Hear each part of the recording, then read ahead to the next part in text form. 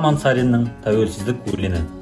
Тәуелсіздік, еркіндігім қасиеттім, қастерлім, өзің барда өзегімде жоқ шермін, кеше сенің келбетінді арман ғып, боданына бұғауландық басқа елдің. Бабалардың басын тігіп бәйгеге, аналардың жанарына жас бердің, уа еркіндік, қош келдің.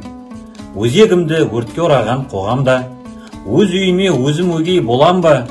Алшан басып жүре алмаса алтын алаш, азаттығым қадірінде жоқ онда. Саған жету қиын болса қаншалық, сақтап тұру қиынырақ одан да. Алла берген азаматтың әр сәтін аманат қой маған саған оған да.